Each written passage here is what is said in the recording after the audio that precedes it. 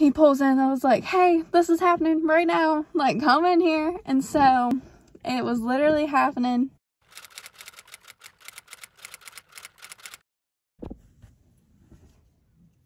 Hello from my house to yours. Today I wanted to talk about my birth story. So it's been 2 years from today when I found out I was pregnant with Charlie.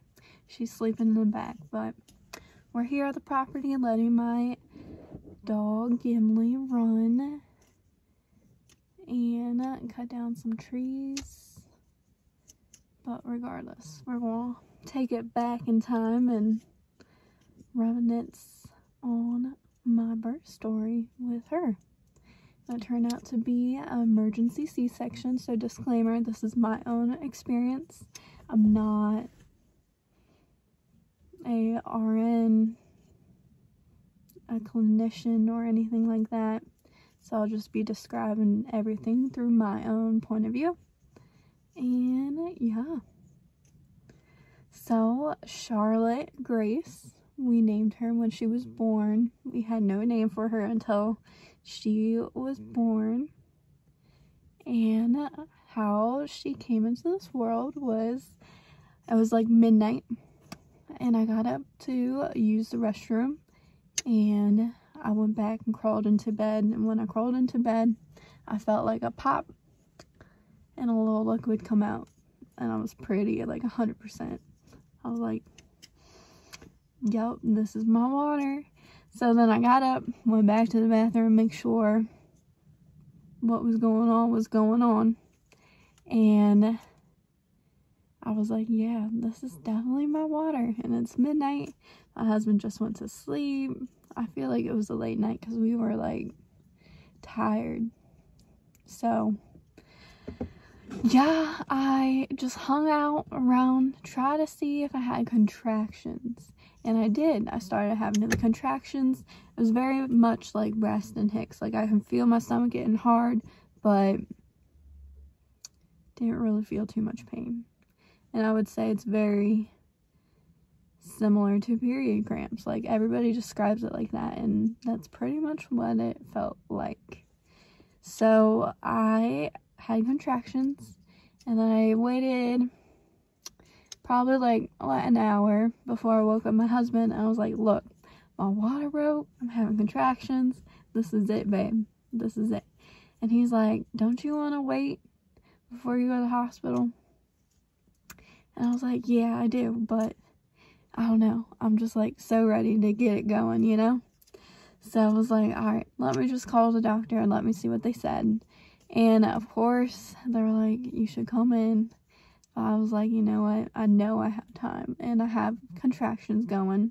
My water broke. Completely healthy pregnancy throughout this entire time. Like, no complications, no signs of complications. Perfect, almost perfect, as perfect as you can get with a pregnancy. Stayed active the whole time. Didn't have debilitating symptoms ever. And yeah, let's see where we're at now. So the doctor was like, yeah, you should come in, just get checked out, and if your water broke, you can't leave, pretty much. You'll be admitted. So I knew my water broke. I was like, all right, let's just take this time. So I labored. I kept count of the contractions, and they were pretty consistent, probably like every 5 minutes or so, give and take, and lasting probably a minute maybe. So they weren't painful, and I started to realize, like, A, it's not painful, B, I would say they're consistently not consistent. Like, it'd be a minute here, like, you can tell, like, I'll have some closer together, back to back, or some, like, kind of further apart. They weren't, like, always on the dot. And also, the intensity of the contractions weren't consistent either. because, like, one of them would be like, oh, yeah, that was nothing, like, Braxton Hicks, right? And then the other one's like, all right, this is kind of feeling like a period cramp, okay. And then it just wasn't always consistent. It wasn't building up to, like, the period cramps intensity. It would kind of pick and choose. It would kind of go, yeah, let's go stronger here. Yeah, not stronger here. So I did notice that even going before the hospital. So we finally got up, got ready for the morning around like 6. And I think we made it to the hospital around 7. So we got checked in, went through triage. Sure enough, I was like, I knew my water broke, but they kind of gave an attitude vibe with me, thinking like, yeah, first time mom, okay, sure. But sure enough, it was broke. So I was like, yeah, trust me, I feel like I knew it was my water. And so then we got a room and we kind of hung out. And then probably an hour at the hospital. I had to pee like every 5 minutes. And then as we're getting settled in the room, I got the fetal monitor, heart rate monitor, all the monitors strapped to your belly. And unfortunately, I had no idea, but when your water breaks, right, you have to be consistently and constantly monitored for the heart rate. And I did not know that because I kind of wanted to walk around, be on my own, but I was kind of stuck in the bed, which I was already like so anxious and annoyed. And then just knowing that I had to be stuck in the bed with monitors strapped constantly, like not intermittently, constantly, I was like, dang, this sucks. Because every shift you make, they gotta like rearrange it to make sure it's like on the baby's heart, monitoring her heart rate. So I was like not having it because I had to pee like every 5 minutes. I like had to get up and go, and I wanted to move. I was like, oh my goodness. And I had like the pelvic girdle pain, or like all that pressure down there, because she just like loved to nestle in and like have the pressure down there. So it was always painful to get up and out of bed, waddle to the bathroom, and then come back, put on then also strap all these monitors on. And I was like, oh my goodness, I can't do this. But my birth plan was to have an unmedicated vaginal birth, like a natural birth. And nope, I decided, yep, this is not happening. If I'm going to have to sit in this bed, I'll get the epidural so I don't got to get up to go pee. And then that way I'm comfortable. And by then, it was around probably like 11:30. So almost 12 hours when I made a decision. I was like, yeah, I'm getting this epidural. But I would say like the intensity of the contractions weren't like anything. On a scale of 1 to 10, I would say it was like maybe a 4, maybe. It was like not intense at all. So yeah, 12 hours, I think, to the T. That's when I got the epidural. And I was probably only a 3 centimeter at the time. And I started off as a 1 centimeter, so I made some progress. But it was already 12 hours since her water broke, and they were talking to me about Pitocin, and I was like, okay, if it needs to be, because they were concerned about the contractions not being super consistent and also not consistent in intensity. Like, that was still a thing all the way to then. So I was like, yeah, I understand that. And I was like, okay, we'll do the epidural and then we'll do the Pitocin and go from there. Because I thought, since I was already so stressed and like really upset that I had to be constantly monitored, I was like, okay, let's do the epidural. and Pitocin, and hopefully that just like relaxes me and makes this go super fast, because the whole time leading up to her birth, she was like super low, putting so much pressure down there. I was already 100% effaced, but probably 1 centimeter. So, and when she broke my water, she was 40 weeks and 5 days, so almost 41 weeks. Oh yes, we started the epidural, and my goodness, nurses, like, if they're going through a contraction, just let them go. Deal with the contraction. Like, don't ask me 1,000 questions while he's trying to stick a large needle in my back. Like, let's not do that. Even though she was just being sweet and trying to distract me, I did not find that helpful at all. And she wasn't picking up any body language there, and I was like, oh my goodness. Okay. But the epidural was nothing really to be scared about. I used to be so scared about it.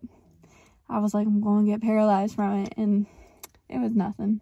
Even though I would say all the medicine definitely leaned to my left side, because I could not move my left leg, like, at all. But I could move a little bit my right leg. But medicine definitely did make it to both sides, because I definitely had like 100% relief from the contractions. Could feel the tightness and when it was happening, but like you can't feel none of like the pain or the ache of it. So that was nice, and it was really nice not to get up 100% of every 5 minutes. Yeah, that was nice.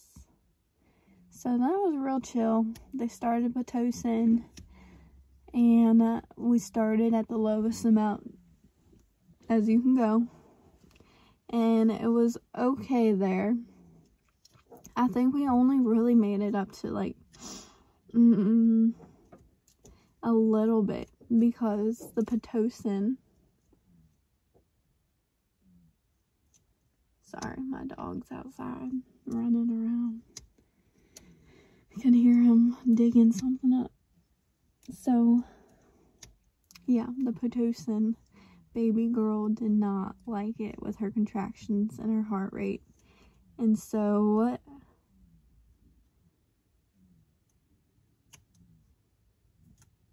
yeah, it was just a constant battle of titrating the Pitocin. You go up 2, maybe go up 4, and then you go back down 2, and then they stopped the Pitocin for a little bit, and then they're like, you know what, we are going to check you. I think it was probably like a 4 or 5. They're like, okay, we're going to infuse you with some normal saline to like give baby more room, because your water did break. It's been broken for over a while. You've been leaking, so we're going to put more fluid in there so she has more room to like swim around, because she might be like pressing on her cord or like something where her heart rate keeps dipping a little bit every time I have a contraction. And the sad news was that since the contractions weren't strong enough to really make progress, and that the Pitocin wasn't helping because baby girl didn't appreciate the assistance with the Pitocin because it would dip her heart rate, the progress was really slow, and it was putting baby at risk. So we kept messing around with that, infusing the vaginal canal with fluid so baby has more space to swim in, or cushion in there, because I lost my water. And I don't know if that really helped a whole lot, because I could like hear the heart rate monitors, like it's always beeping, so you could like hear the difference in it. And like the doctors and the nurses would always come in every few minutes and like shift me to this position, shift me to that position, put a ball in here, put me on my stomach, you know. So we did a lot of positions. We put more fluid in there. They put the heart rate on her head. So they didn't have the belly monitors no more. But, like, they were monitoring her heart rate through a sensor placed on her actual head. So they did that as well. And also another struggle was,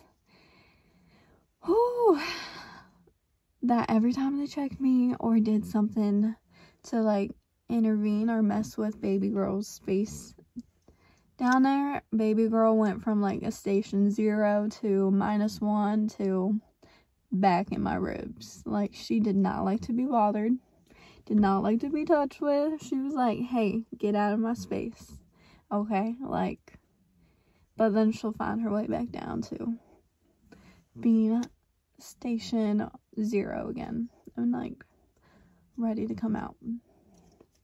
But she was very comfortable in there and did not want to be messed with. And then, let's see, we did those interventions. We took away the Pitocin completely at that point. I think at this point it was like the doctor came in and she was amazing. This doctor was so good. All the nurses, the night nurses now, because it's like after midnight, so it's been 24 hours. I've been in labor. We've been doing these interventions trying to get me to a 10 centimeters, right? Trying to get there. And I think the highest I was like 6 centimeters. So 6 centimeters, and it's already past 24 hours. It's real late. Her heart rate still keeps dipping with contractions.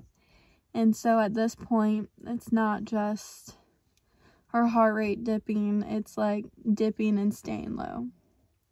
So this is when, like, the doctor's like, look, we've done these things. We're not going to do Pitocin no more. I do think you can do this vaginally. You're at 6. But C-section is on the table right now. And I was like, yeah, it is on the table, because I was so stressed out, but not stressed out. There was a peace that filled the room. Like, God was in there, and I had such a confirmation that I was going to hold my baby girl. I was going to hold her, and she was going to be breathing and okay and alive. And I had that peace during, I would say it was pretty stressful from like midnight to when she was born around 4 a.m. And I had such a peace that she was going to be okay. So I was like, yeah, whatever gets my baby girl out healthy, safe, and alive, I am willing to do. Like, C-section, yes. Like, I understand. We definitely attempted to do a vaginal birth, but I just never progressed consistently. And it's been a little while, and baby girl's heart rate keeps dipping because she don't want to come out, apparently, which is my theory, that when I crawled into bed, her head was like nestled in my like hip bone where she kind of like sits, and somehow it just kind of like put enough pressure and it popped her water, and the water started the contractions, but she wasn't ready to actually come out, is my theory. So I think that's why there was like a little bumps in the road with a natural delivery. But golly, the peace that was in the room, knowing that I was going to hold my baby girl, and it was like a God-given peace. It was God in the room. Was incredible. Like, I don't know if I'm doing it justice to explain this at all, but it was something else. So the doctor talks to me. She's like, yeah, C-section's on the table. We're going to keep trying, but if nothing progresses within the next short amount of time, we're doing a C-section. I was like, yes, like, on board with it. I was like, I understand. I can hear her heart rate dropping. So, like, literally, she walked out of the room for 2 minutes. Another contraction happens. I'm pretty sure at this point, they're like, yes, we're doing a C-section right now. We're going to get you ready. And still, at this moment, it wasn't technically an emergency C-section. It was like, all right, we're doing a C-section to get this baby girl out. And then as we were going to the C-section operating room, we're kind of like taking our sweet time, right? Like, just normal. My husband got into his gown and hat. They got me all ready, prepped. They put me on oxygen. So clearly, baby's girl heart rate was a large concern at this moment. And so it was literally God given timing and everything within these like next few actions and moments. Because, like, the nurse was like, it's going to be a little bit while we get her prepped in the operating room, so wait out the side of the door. And it was literally, like, 3:54. My husband took a picture outside the operating room, and they put me in there. The anesthesiologist did his thing. He did my epidural, and he was super cool. He's talking to me the whole time, and he was, like, telling me, he's like, it's happening right now. So it was, like, literally, I think at like 4 o'clock they pulled him in. It was like not even like 2 minutes out there, even though they told him it was going to be like a few minutes. He pulls in. I was like, hey, this is happening right now, like, come in here. And so it was literally happening, and the anesthesiologist was like, it was a good thing that we decided to do this right now. It was a good call. Like, at that moment, in those few moments, baby girl's heart rate dropped, and it did not come back up, and it was emergency at that very moment. And at that moment, I'm pretty sure that's when she had the meconium in there, because, like, my water was broken the whole time. They noted, like, bleeding towards, like, the end of it, but they didn't notice the meconium. So I'm pretty sure that moment where the C-section turned into emergency C-section is when baby girl was in true distress. Her heart rate dropped, did not come back up until she was born. And so with the meconium and the water, she definitely did start breathing and crying, but it was concerned. They were like, her breathing needs to be monitored, because there was something that was not all the way normal. Like, she was a little bit struggling for the first few minutes of life. So they just wanted to monitor her.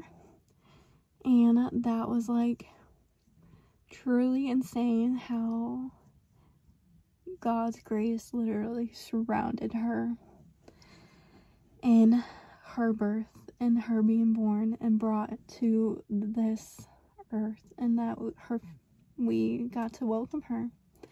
It was wild, so wild. Yeah. But Dad, my husband, got to cut her cord. She was crying, got all wrapped up, bundled up. I was on the operating table. I was pretty cool, chill. I was definitely emotional when I heard her cry and she was born, and, like, relieved. And I was like, okay, she's safe, she's alive, she's okay. And then the C-section was, like, pretty good. You literally don't feel anything. But when they were wrapping me up, like, closing the wound up, that's when I was like, not okay. Not okay. I felt extreme amount of pain in my shoulder. Then I became super nauseous. Like, the pain in my shoulder was unbearable. Like, it became unbearable. And I was like, I need pressure on my shoulder. You need to press it. Like, I said no to pain medications at first because, like, I wanted to be mentally there when I got to hold my baby girl. And after a little while, it was taking a while for them to, like, close me up on the table. And I was like, you know what? I need pain medications. Like, I cannot, like, do this no more. Like, I'm becoming nauseous.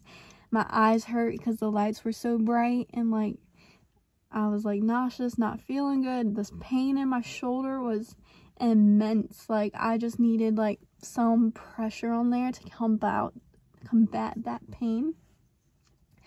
And, oh, it was so bad. I don't even think the pain medication really took that pressure out of my shoulder at all.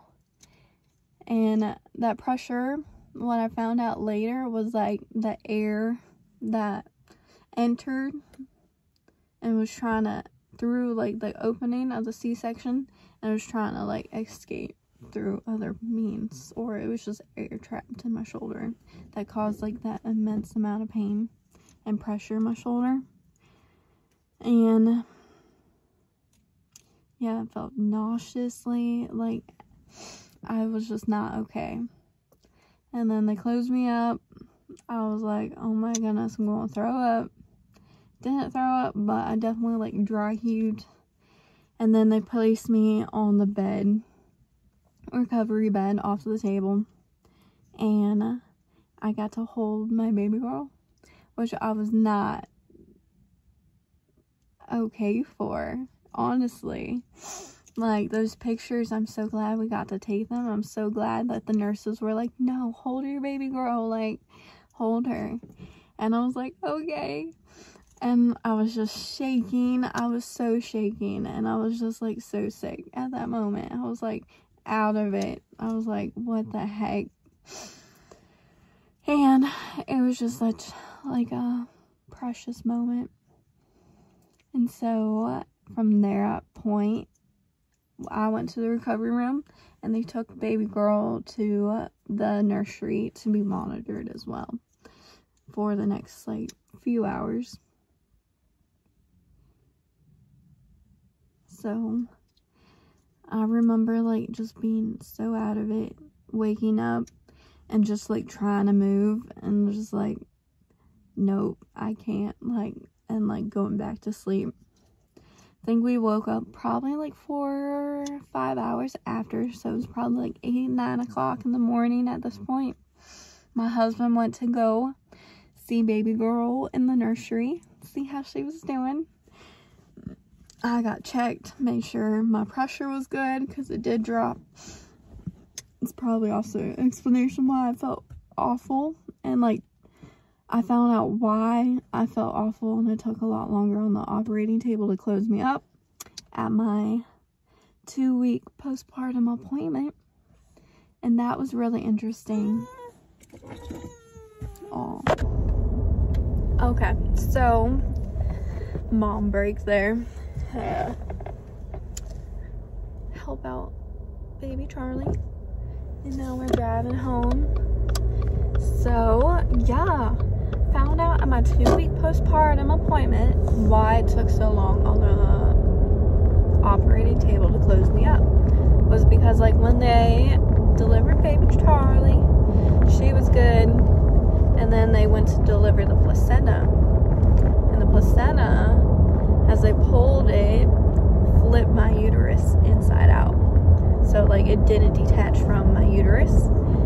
And so that caused extra bleeding, which is why my pressure was low, because I lost a little bit more blood than normal, and then it took a little bit longer than normal to close up the cesarean. So yeah, that was interesting. I was like, dang, no wonder. Like, I wonder if like that shoulder pain would have been less. I probably wouldn't have been so sick either. So that was something interesting I found out later. I didn't lose a whole lot of blood, don't worry. It was just more than normal, and then it took longer than normal. But it didn't take like a super long time. It wasn't nothing like crazy. They just gotta flip my uterus back in, make sure there wasn't any further complications, which I had none, so that's awesome. Such a blessing in that regard. And let's see, and also another thing, they told me that the placenta wasn't all the way normal. I forgot whether they told me what was like a concern about it or not, but they were like, you know, the placenta wasn't all the way normal, but it looked good, but we would like to like send it in for testing or whatever. I was like, okay, sure.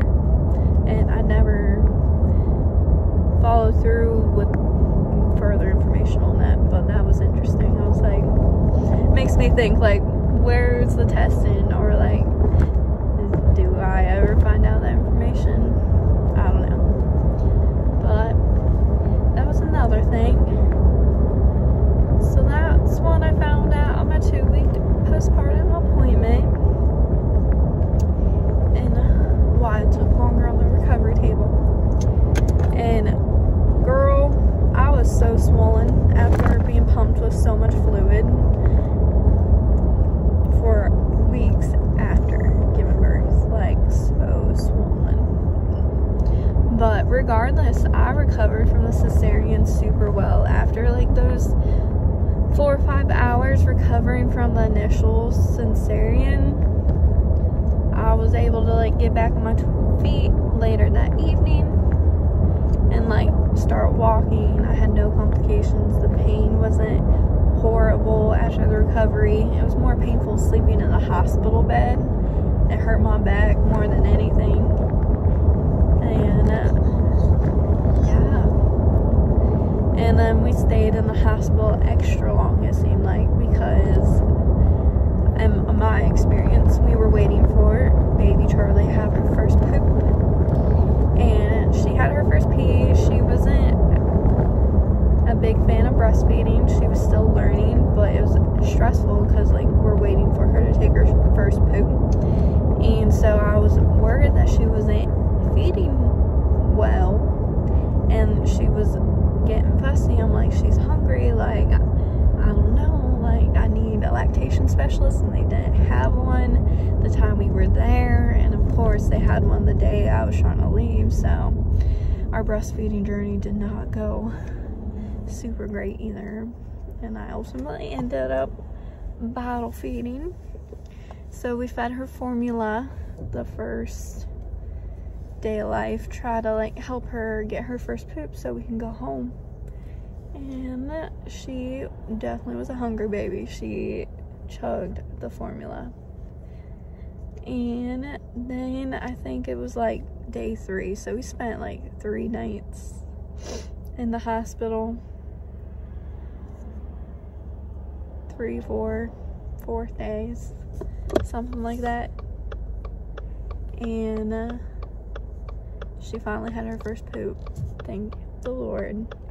But that was my theory, like she had her first poop technically in the womb, the meconium, so she was in distress. So I felt like it took a lot longer for her to get her first poop so we can go home, which was frustrating because all I wanted to be was at home. And yeah, that was nice. And recovering from the C-section, again, like, that was a very smooth recovery for my own personal experience. And then yeah, that was Charlotte Grace's first story. She is now she's like 16 months now, and she's thriving. She is super intelligent, sassy, strong-willed child, and I love her, and she is the best blessing I could ever have been given, and the most dearest responsibility we have been given as parents. So Mom and Dad love you. Thank you for hearing my birth story. Until next time, may God bless you.